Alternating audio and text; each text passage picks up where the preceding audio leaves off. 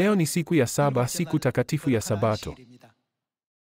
Leo ningependa kushiriki neno la Mungu nanyi chini ya mahubiri yenye kichwa maisha na mazingira ya Yesu.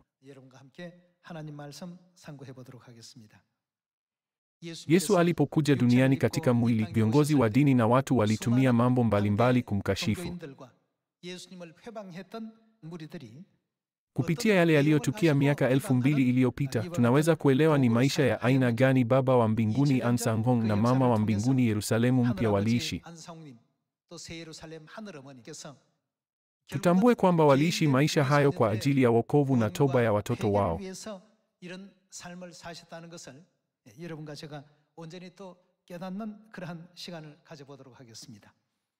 Tuangalie Wakolosai sura ya 2 mstari wa 2.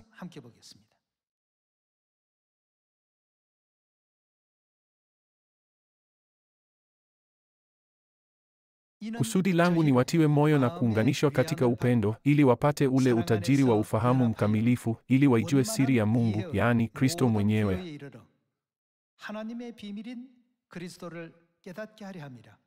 ambaye ndani yake kumefichwa hazina zote za hekima na maarifa. Nawaambia mambo haya ili mtu yeyote asiwadanganye kwa maneno ya kuwashawishi. Kwa kuwa ingawa mimi siko pamoja nanyi kimwili, lakini niko pamoja nanyi kiroho, nami nafurahi kuona utaratibu wenu na jinsi uthabiti wa imani yenu katika Kristo ulivyo.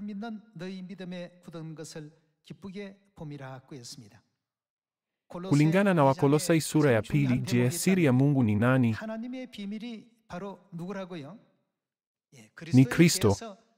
Wakolosai sura ya 2 inaeleza kwamba lazima tumtambue Kristo na mafundisho yake kwa usahihi.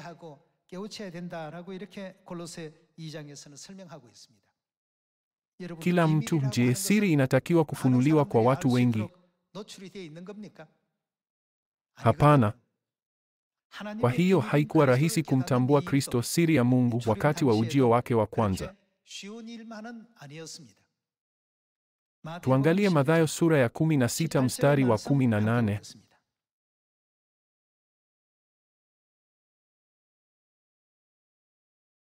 Sura ya 16 mstari wa 18. Nami nakuambia, wewe ndiwe Petro, na juu ya mwamba huu nitalijenga kanisa langu, hata malango ya kuzimu hayataweza kulishinda. Nitakupa funguo za ufalme wa mbinguni, na lolote utakalolifunga duniani litakuwa limefungwa mbinguni, nalo lolote utakalofungua duniani litakuwa limefunguliwa mbinguni. Kisha akawakataza wanafunzi wake wasimwambie mtu yeyote kwamba yeye ndiye Kristo.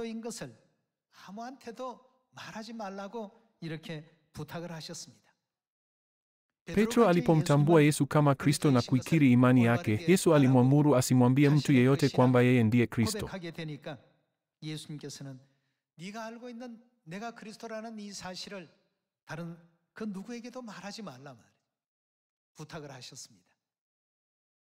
Hivyo, Kristo alipokuja duniani alifanya nini?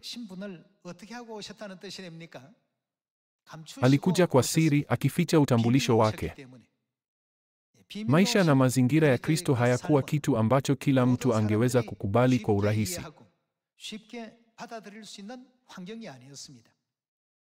Mungu alikuja kwa siri, akavaa mwili na akaishi maisha kama yetu. Alikuja katika hali ambazo zilikuwa ngumu sana kukubali. Nyuma ya hayo yote kulikuwa na kusudi kuu la Mungu kwa ajili ya wokovu wetu. Ninaamini lazima tuangalie nyuma dhambi zetu kama wenye dhambi wa mbinguni waliomsababisha aishi maisha kama hayo na kutubu.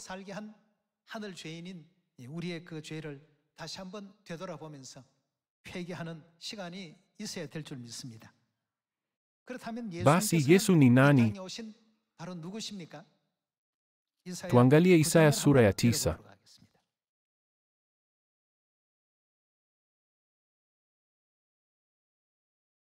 Isaya sura ya 9 mstari wa 6.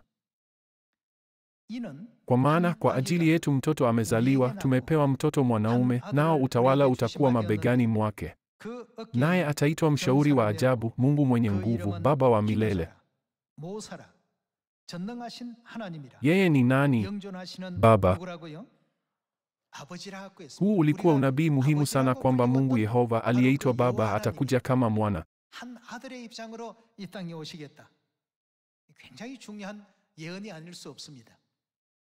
Mstari wa 7. Kuongezeka kwa utawala wake na amani hakutakuwa na mwisho. Atatawala katika kiti cha enzi cha Daudi na juu ya ufalme wake, akiuthibitisha na kuutegemeza kwa haki na kwa adili, tangu wakati huo na hata milele. Wivu wa Bwana mwenye nguvu zote utatimiza haya. Nabii Isaya hata anatabiri kuhusu mji ambapo Mungu atatekeleza kazi yake atakapokuja kama mtoto, kama mwana. Tuendelee na sura ya 9 mstari wa 1. Hata hivyo hapatakuwepo huzuni tena kwa wale waliokuwa katika dhiki. Wakati uliopita aliidhili nchi ya Zabuloni na nchi ya Naftali, lakini katika siku zijazo ataiheshimu. Ataheshimu wapi? Galilaya ya mataifa, karibu na njia ya bahari, kando ya Yordani.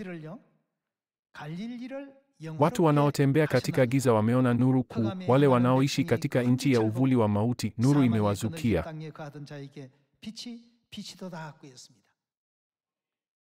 Hata habari kamili kuhusu Galilaya, mahali ambapo Yesu atatekeleza huduma yake, zilitabiriwa takribani miaka 700 kabla ya kuja kwake. Katika Wakolosai sura ya 2 mstari wa 2, Mungu anasema kwamba ni muhimu sana kumjua Kristo, siri ya Mungu. Yesu alimuuliza Petro, "Je, wewe unasema mimi ni nani?" Petro akajibu, "Wewe ndiye mwana wa Mungu aliye hai." Mwana wa Mungu ni nani kulingana na Isaya sura ya 9? Hivyo alimaanisha wewe ni Mungu Baba. Yesu akajibu, "Umebarikiwa wewe Simoni mwana wa Yona. Mungu amekufunulia hili. Nitakupa funguo za ufalme wa mbinguni."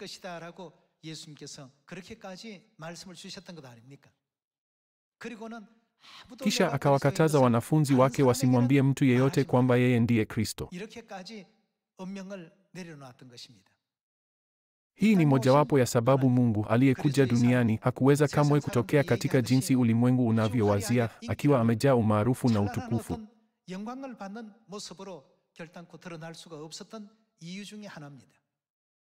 Machoni pa watu kulikuwa na dosari kwenye jambo hili au jambo lile. Hata hivyo, yeye ni nani katika asili? Yeye ndiye Mungu mwenye nguvu na Baba wa milele. Hebu tuone ni maisha gani Mungu mwenye nguvu, Baba wa milele aliishi alipokuja duniani. Tufungue Luka sura ya 11 pamoja.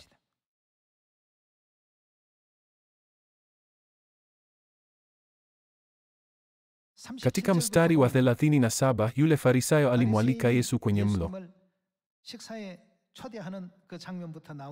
Tuangalie mstari wa 37. Yesu alipomaliza kuzungumza, Farisayo mmoja alimwalika nyumbani mwake kwa chakula. Yesu akaingia na kuketi katika sehemu yake mezani. Yule Farisayo akashangaa kwamba Yesu hakunawa kwanza kabla ya kula. Ndipo Bwana akamwambia, "Sasa enyi Mafarisayo, mnasafisha kikombe na sahani kwa nje, lakini ndani mmejaa unyang'anyi na uovu. Enyi wapumbavu, hamjui kuwa yeye aliyetengeneza nje ndiye alitengeneza na ndani pia? Basi toeni sadaka ya vile mlivyo navyo, na tazama, vitu vyote vitakuwa safi kwenu." Yesu hakunawa mikono yake kabla ya kula. Alikula chakula kwa mikono yake badala ya kutumia chombo. Alipoona hili, yule Farisayo alishtuka sana. Ikiwa mtu angekuwa katika nafasi ya kuhubiri maneno ya Mungu, angalijaribu kuonekana mtakatifu, lakini maisha ya Yesu yalikuwa kinyume kabisa. Mungu alitekeleza matendo mbalimbali yaliyoifanya vigumu kutambua utambulisho wa Mungu na kuuficha utukufu wake kikamilifu.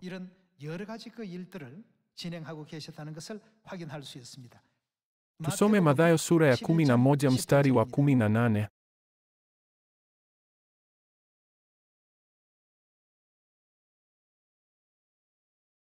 Kwa maana Yohana Mbatizaji alikuwa hali wala hanywi, nao wanasema yeye ana pepo mchafu.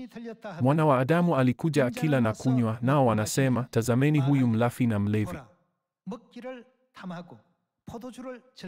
Hivi ndivyo walivyomwelezea Yesu. Watu walimwelezea kama mlafi. Kwa maneno mengine, walimaanisha kwamba alikuwa anakula chakula chake kwa pupa.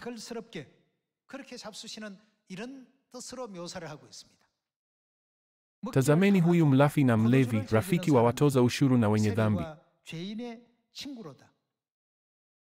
Katika siku za kale, watoza ushuru na wenye dhambi walichukuliwa kuwa wa tabaka la chini sana. Hata watu wa kawaida hawakushirikiana nao. Hata hivyo, Yesu aliwahesabu kuwa rafiki zake. Kwa nini Mungu aliye mtukufu sana, mtakatifu sana na mwenye utukufu mwingi alikuja duniani katika mwili na kuishi maisha kama hayo? Kwa hiyo imeandikwa katika Wakolosai sura ya 2 kwamba siri ya Mungu ni Kristo. Kisha akawakataza wanafunzi wake wasimwambie mtu yeyote kwamba yeye ndiye Kristo. Kweli Mungu alichagua kuishi kwa njia hii kuwapata watu wake wa kweli na kukomboa dhambi za wanadamu.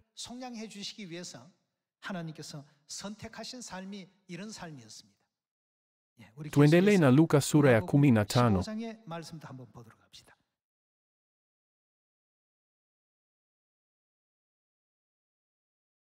Tuangalie Luka sura ya 15 mstari wa kwanza. Basi watoza ushuru na wenye dhambi wote walikuwa wanakusanyika ili wapate kumsikiliza Yesu. Lakini Mafarisayo na walimu wa sheria wakanung'unika wakisema, huyu mtu anawakaribisha wenye dhambi na kula nao. Wakati huo, Mafarisayo na walimu wa sheria walijifanya kuwa watakatifu.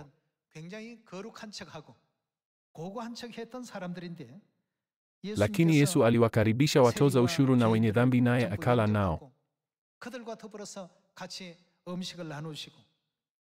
Hakuonekana kuwa mwenye utukufu hata kidogo. Luka, mwandishi wa Injili hii, aliandika tukio hili. Ikiwa Yesu angetokea kwa njia hii katika enzi hii, nini kitatokea? Tufungue Mathayo sura ya 21 mstari wa 31.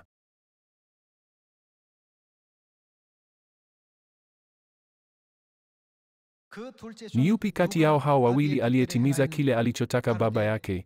Wakamjibu, ni yule wa kwanza. Yesu akawaambia, amin, amin nawaambia, watoza ushuru na makahaba wanawatangulia kuingia katika ufalme wa Mungu.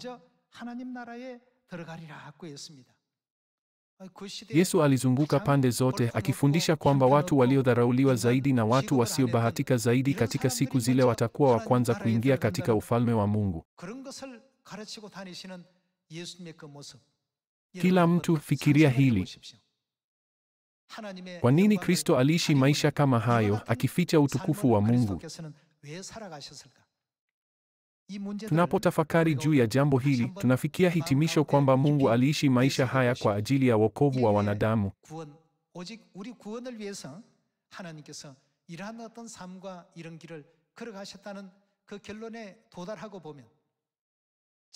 Kama ilivyoandikwa katika Isaya sura ya 53, ilikuwa kwa sababu ya makosa yetu. Kama tusingalitenda dhambi mbinguni, hili lisingalimtokea Mungu kamwe.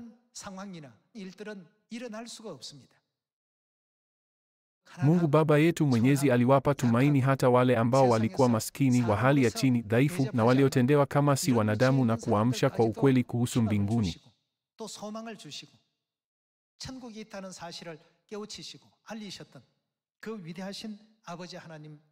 Walakini Mafarisayo na walimu wa sheria walimkataa, kumdhihaki, kumtemea mate na kumsulubisha Mungu wao alipokuja katika dunia hii.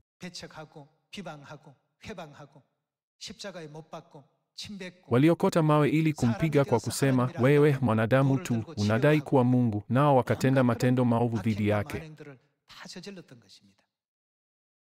Ikiwa Mungu angekuja duniani juu ya mawingu ya mbinguni au katika magari ya mbinguni ya moto akifuatana na malaika wengi, je, wangethubutu kumtendea Yesu kwa njia hiyo?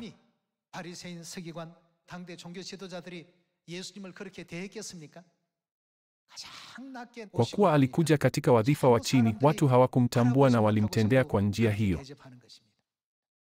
Petro alipomtambua alisema, usimwambie mtu yeyote kwamba mimi ndiye Kristo.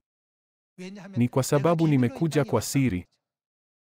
Tuangalie Wakorintho wa pili sura ya 4 mstari wa 4.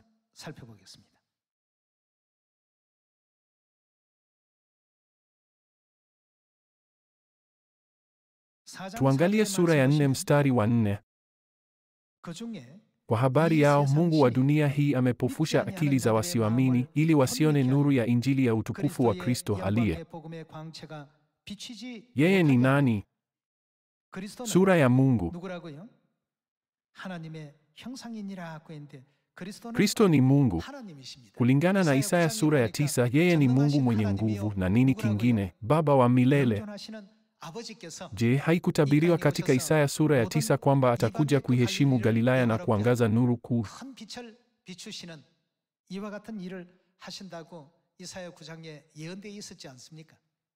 Tuendelee na mstari wa 6. Kwa kuwa Mungu, yeye aliyesema nuru na ing'ae gizani, ameifanya nuru yake ing'ae mioyoni mwetu ili kutupatia nuru ya maarifa ya utukufu wa Mungu katika uso wa Kristo. Hata kama Mungu hujibadilisha kana kwamba yeye siyo Mungu, watu wake wa kweli lazima waitikieje? Lazima tumtambue. Ili kuwaokoa watoto wa mbinguni, Mungu alikuja katika mwili kwa siri, akiuficha utukufu wa mbinguni.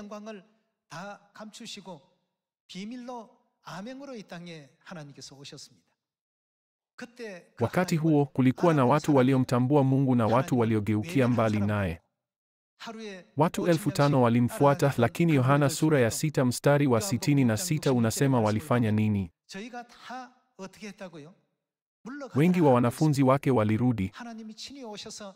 Ingawa Mungu alikuja akawapa mafundisho yake na kufanya ishara za ajabu, waligeuka mbali naye kwa sababu hakutimiza matakwa yao. Hali ya aina hii imetajwa mara nyingi katika Injili. Kama vile mazingira ya wakati wa Yesu na aina ya maisha aliyoishi.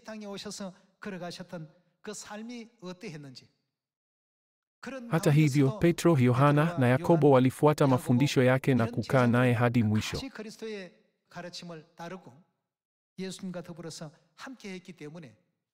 Ndiyo maana Yesu alisema, "Je, sikuwachagua ninyi?" Tunaweza kuona tukio la kushangilia kwa Yesu katika Yohana sura ya 6. Katika nyakati hizi, ikiwa Yesu alikuja kutufundisha, tunaweza kufikiri kwamba tungesema amen na kumfuata kwa 100%, lakini sivyo. Tuangalie Yohana sura ya 6 mstari wa 66.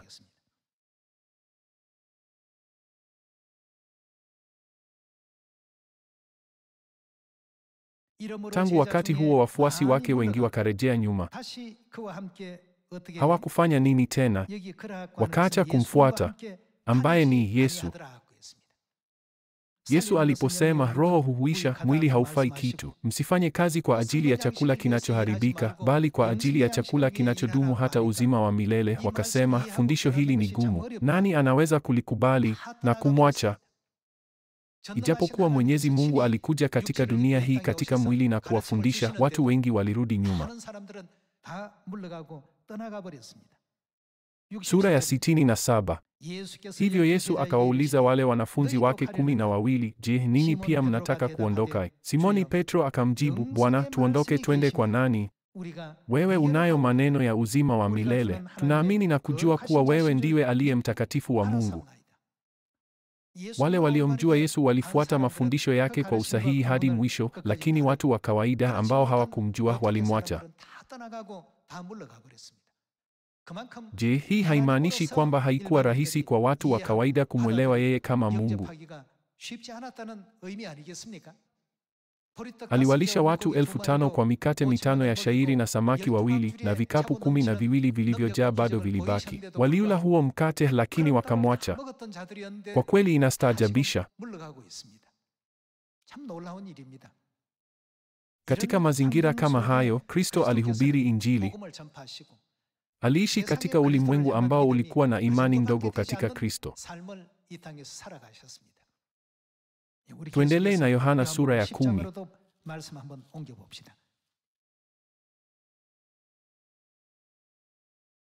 Yohana sura ya 10 mstari wa 30. Mimi na Baba yangu tu umoja. Kwa mara nyingine Wayahudi wakainua mawe ili wampige nayo, lakini Yesu akawaambia, nimewaonyesha miujiza mingi mikubwa kutoka kwa Baba yangu. Ni ipi katika hiyo mnataka kunipiga mawe? Wayahudi wakamjibu, hatukupigi mawe kwa sababu ya mambo mema uliyotenda, bali ni kwa kuwa umekufuru. Wewe ingawa ni mwanadamu unajifanya kuwa Mungu.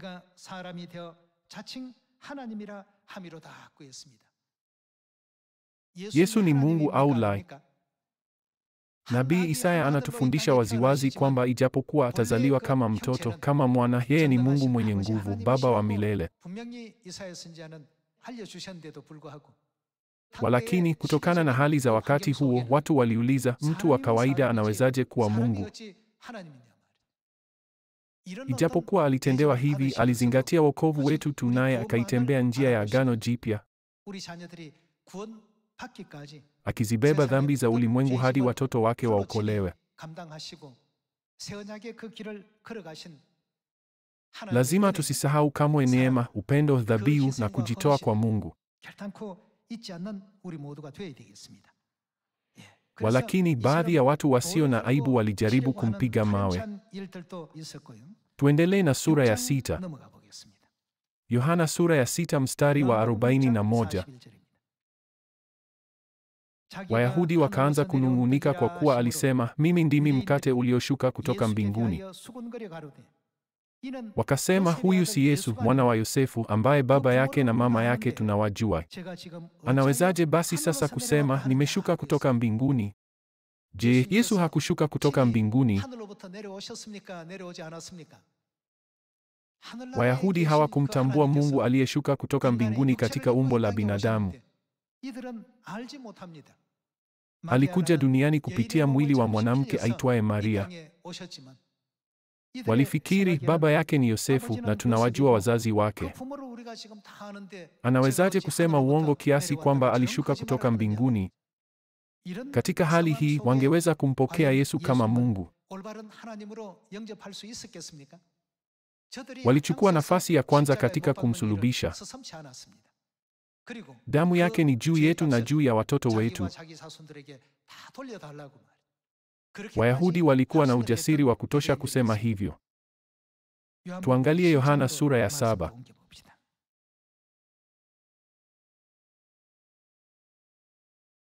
Yohana sura ya 7 mstari wa 14.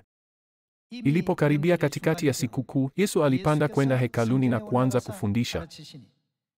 Wayahudi wakastaajabia mafundisho yake, wakasema, mtu huyu amepataje kujua mambo haya bila kufundishwa?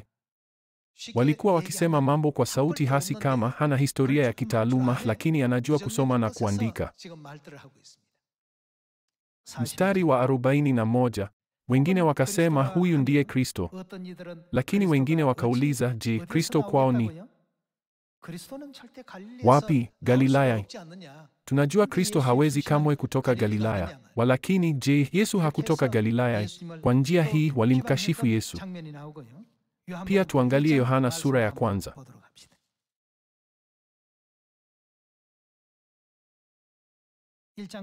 Tuone mstari wa 43.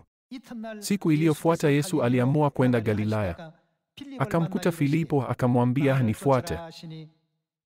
Basi Filipo alikuwa mwenyeji wa Bethsaida, mji alikotoka Andrea na Petro. Filipo naye akamkuta Nathanaeli na kumwambia, tumemwona yeye ambaye Mose aliandika habari zake katika sheria na ambaye pia manabii waliandika kumhusu, yaani Yesu wa Nazareti, mwana wa Yosefu. Nathanaeli akauliza, Nazareti? Je, kitu chochote chema chaweza kutoka Nazareti? Nazareti ambapo Yesu alihubiri Injili hapakuwa mahali penye sifa nzuri.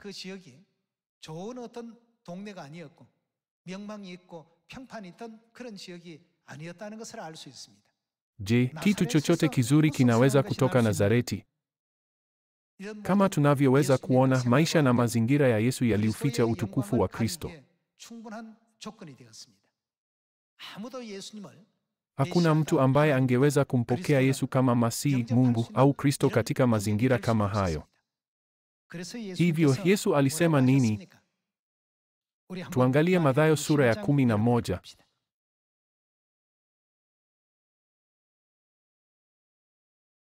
Mathayo sura ya 11 mstari wa 2. Yohana aliposikia akiwa gerezani mambo ambayo Kristo alikuwa akiyafanya, aliwatuma wanafunzi wake ili wakamuulize, wewe ndiye yule aliyekuwa aje au tumngojee mwingine? Yesu akajibu, rudini mkamwambie Yohana yale mnayosikia na kuyaona. Vipofu wanapata kuona, viwete wanatembea, wenye ukoma wanatakaswa, viziwi wanasikia, wafu wanafufuliwa, na maskini wanahubiriwa habari njema. Amebarikiwa mtu yule asiyechukizwa na mimi.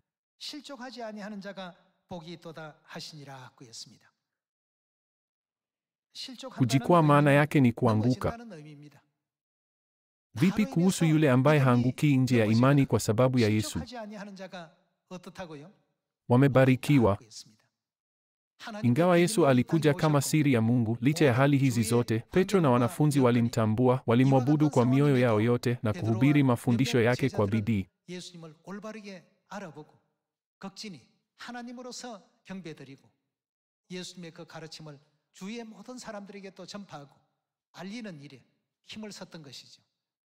Walakini angalia hali za kila mtu mwingine. Katika Matendo sura ya 24, watu waliwashutumu wale waliomwamini Yesu kuwa dhehebu la Wanazarayo.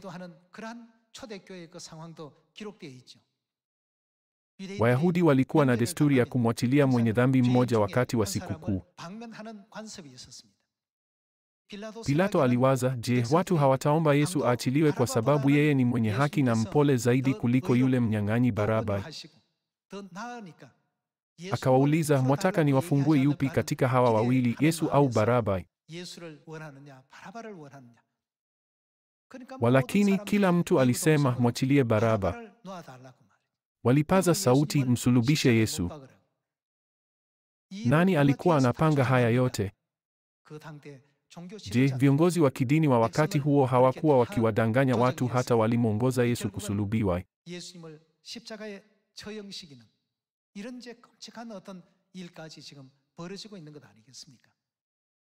Yesu alipobeba msalaba, watu walimtukana. Askari walipiga kura kwa ajili ya nguo zake. Baadhi yao walimtemea mate, wengine wakamfunika macho na wakampiga ngumi. Kama Mungu angalifunua mng'ao wa utukufu wake ili kwamba wanadamu waweze kuona, mambo kama hayo yasingetokea kamwe.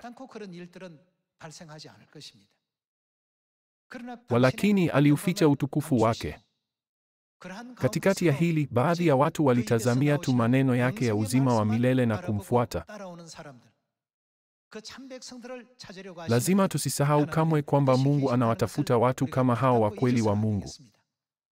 Tukikumbuka neema ya baba na mama, tunapaswa kuishi maisha ya toba na kutoa shukrani kwa baba na mama waliokuja hadi kwenye dunia hii kutuokoa.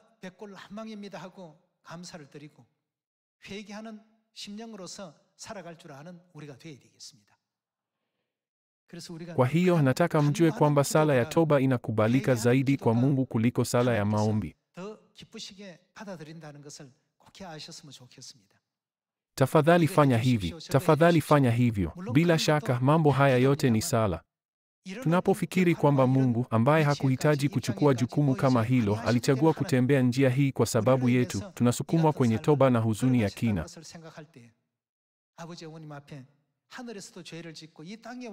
Tulitenda dhambi mbele ya wazazi wetu wa mbinguni na tena duniani, tukiwasababishia maumivu kwa mara nyingine tena.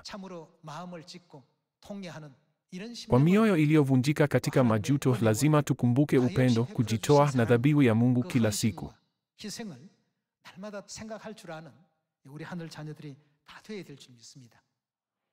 Jinsi watu wanavyolitazama kanisa la Mungu la leo katika enzi ya Roho Mtakatifu si tofauti na jinsi watu walivyolitazama kanisa la mapema. Jinsi watu walivyomtazama Yesu katika siku zile ni sawa na jinsi watu wanavyomtazama Kristo Ahnsahnghong na Yerusalemu mpya mama wa mbinguni leo.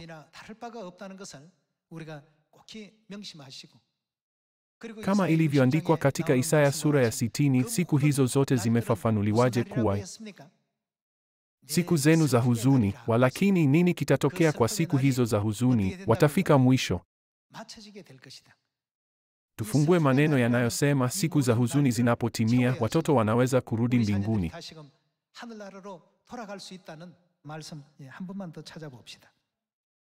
Isaya sura ya 60.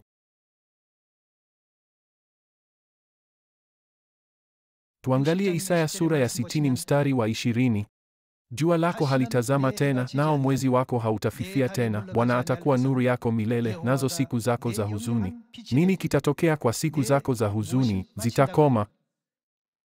Neno lako linamrejelea nani? Kwa kuwa Isaya sura ya 60 inaelezea utukufu ujao wa Yerusalemu, siku zenu za huzuni hurejelea siku za huzuni ambazo lazima Yerusalemu ipitie. Siku zako za huzuni. Je, nini kitawatokea? Zitakoma. Hadi wakati huo, kutakuwa na wale ambao hawaamini katika Yerusalemu, wale wenye shaka juu yake, wale wanaomsaliti na wale wanaomzuia. Mazingira katika nyakati za Roho Mtakatifu sio tofauti na mazingira katika nyakati za Mwana. Kama Mungu angeonyesha utukufu wake, hakuna wanadamu ambao wangeinua vichwa vyao mbele ya Baba wa mbinguni na Mama wa mbinguni. Yerusalemu inavumilia siku za huzuni kwa ajili ya nani? Hadi siku za huzuni zilizosababishwa na watoto wake zitakapoisha, Yerusalemu atakuwa katika mazingira ya aina hii.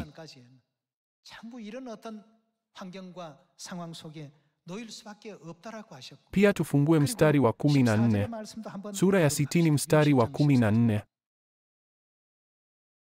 Wana wa wale waliokuonea watakuja wakisujudu mbele yako, wote wanaokudharau watasujudu kwenye miguu yako, nao watakuita mji wa Bwana, Sayuni ya aliye mtakatifu wa Israeli.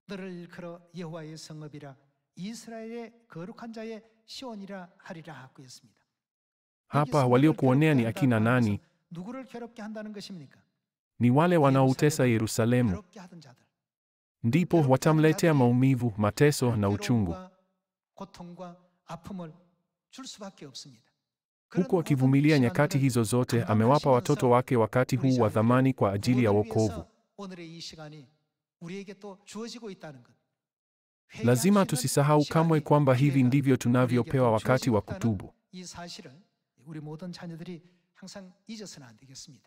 Hakuna tofauti kati ya hali za ujio wa kwanza wa Baba na zile za ujio wake wa pili. Tusome mstari wa 14 tena. Wana wa wale waliokuonea watakuja wakisujudu mbele yako. Siku hii tukufu itakuja. Wote wanaokudharau watasujudu. Mungu alidharauliwa, alibezwa na kudhihakiwa. Baadhi wanaweza kufikiri, ikiwa yeye ni Mungu, kwa nini anateswa? Ijapokuwa yeye ni Mungu mwenye nguvu, Baba wa milele, alisulubiwa na kumwaga damu yake. Nabii Isaya anaeleza katika Isaya sura ya 53 kwamba ilitokana na dhambi zetu tulizotenda mbinguni.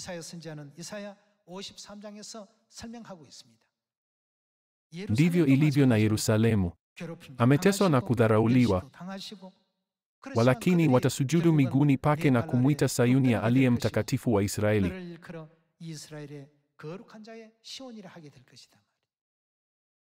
Hivi ndivyo Biblia inavyotabiri. Pia Yesu alisema kwamba kwa kuwa Biblia lazima itimie, hali hii haitaepukika.